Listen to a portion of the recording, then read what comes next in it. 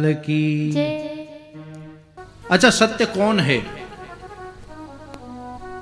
जन्माद्यस्य हेतोन्वयादितरतः चार्थेष्वभिज्ञ स्वराट तेने ब्रह्म हृदय आदि कवये मुह्यन्ति यत् सूरयः तेजो वायुमृदां यथा विनिमयो यत्र सर्गो मृषा धाम्ना स्वेन सदा निरस्तु कुहकं सत्यम परम धीमहि। किनकी प्रार्थना है? कौन है सत्य? कल भी इस विषय में बहुत सी बातें हुई। जो भी दिख रहा है, जो भी दिखाई देता है, जो भी दृश्यमान है, वो एक दिन नाश होगा। जिसने जन्म लिया है उसकी मृत्यु होगी ही होगी। जो भी है, लेकिन केवल एक परमात्मा ऐसे हैं जो पहले भी थे, आज भी हैं और आगे भी रहेंगे।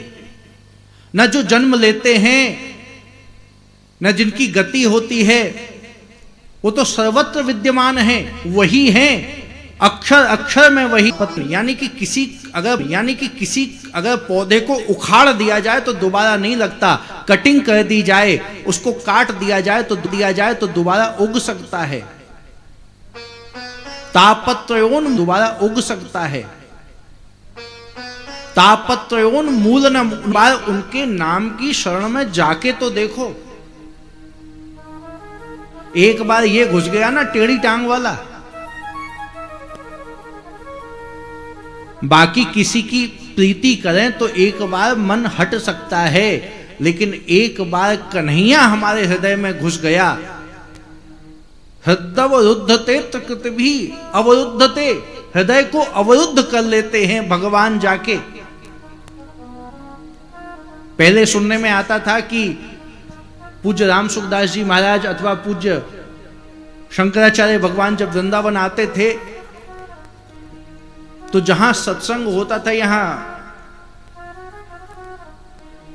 शायद नहीं इस्कॉन के पड़ोस में और वो उसके बीच में वो कोठी है डालमिया जी की, किसकी, धानुका जी की कोठी में। महाराज श्री को शायद याद हो, बहुत पहले की बात है। महाराज श्री जब आते थे और वहां सत्संग होता था तो सत्संग सुबह 6 बजे से सत्संग प्रारंभ होता था। 6 बजे शंख बजाया जाता था और 6 बजे शंख बजाने का एक नियम था कि जो अंदर आ चुके हैं वो अंदर आ गए, फिर गेट बंद हो जाता था।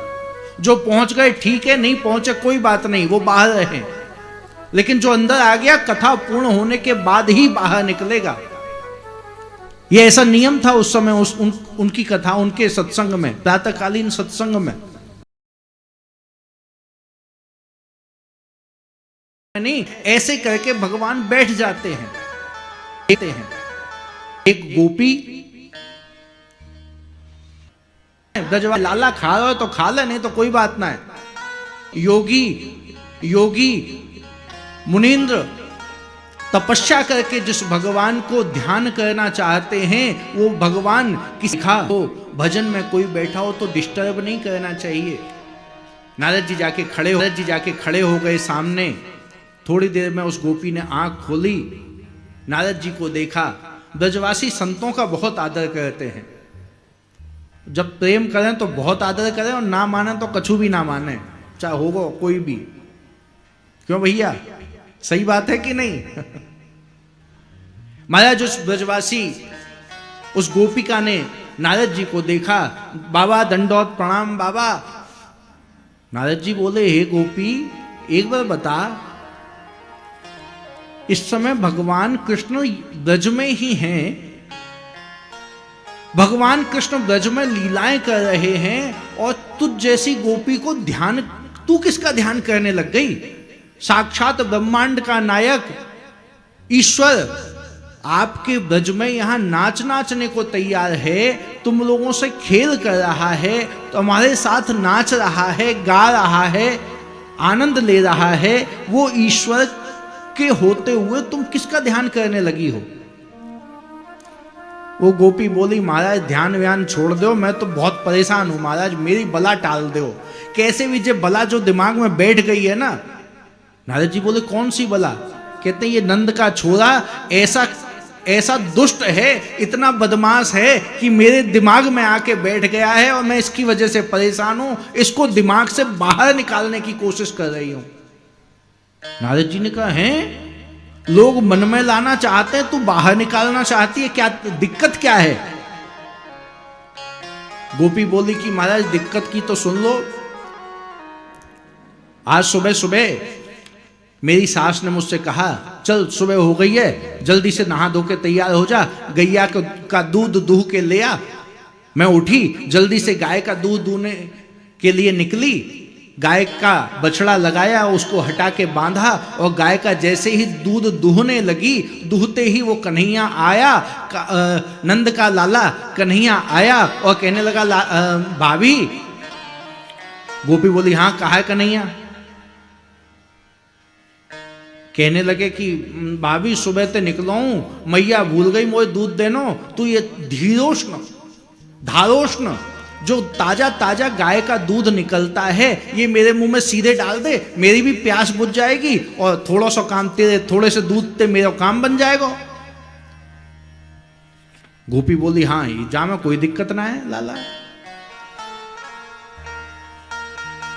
कहने लगी वो गोपी नारद जी से कहने लगी मैंने जैसे गाय का दूध निकाला, बर्तन में डालने की जगह लाला के मुंह में सीधे डालने लगी और सीधे गाय का दूध निकालने लगी।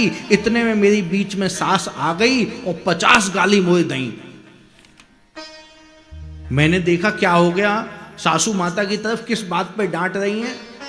ध्यान से सुना तो उन्होंने कहा अरे पागल हो गई है, इतना दूध था सबका सब फैला दिया, सब दूध बर्बाद कर दिया। मैंने देखा तो वहां तो कन्हैया था ही नहीं, मेरे मन की कल्पना से वहां कन्हैया आके बैठ गया था। मैं कुछ सोच रही थी, सोचते सोचते में लगा कन्हैया है और उसका दूध निकालने लगी, दूध कन्हैया तो था नहीं, वो सारा का सारा दूध मिट्टी में चला गया। बड़ी गाली दी।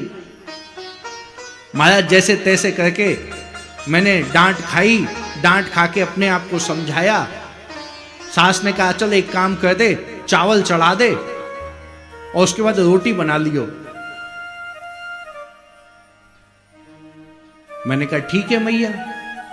सासू माता की बात सुन के चावल उतार के रोटी बनाने लगी। रोटी बनाते बनाते फिर से कन्हैया आ गया। महाराज कन्हैया ने आके कहा भाभी, मैंने कहा मैं ना जानती तो लाला। कन्हैया बोले अरे मैं सही रख दिया है, सारा सिस्टम बिगाड़ दिया है, सब नुकसान करके ही मानेगी, पागल हो गई है क्या, भांग पी रखी है क्या सुबह सुबह ते। महाराज ध्यान से देखा तो कन्हैया तो था नहीं, वहां तो एक बछड़ा था। मैं रोटी दी जा रही थी, वो रोटी खाए जा रहा था।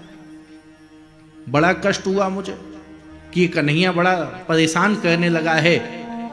सास ने मुझे शाम को कहा जा यमुना जी से जल भर के ले आ। मैं घर के पुराने पुराने घड़ा लेके आई, 2 घड़ों में पानी भरा, एक घड़ा तो मैंने रख लिया, दूसरा उठाने का प्रयास कर रही थी। लाला फिर से आ गया, कहता है भाभी क्या हो गया? आज तो उसके साथ सखा भी थे, ग्वाल बाल भी थे। मैंने सोचा चलो अब की बार तो पक्का होगा। जैसे ही मैंने उसकी सहायता लेके घड़ा उठाना चाहा, वहां तो कन्हैया था ही नहीं। घड़ा उठाया, उठाने की जगह हाथ में देते ही वो फूट गया, क्योंकि वहां कोई था ही नहीं।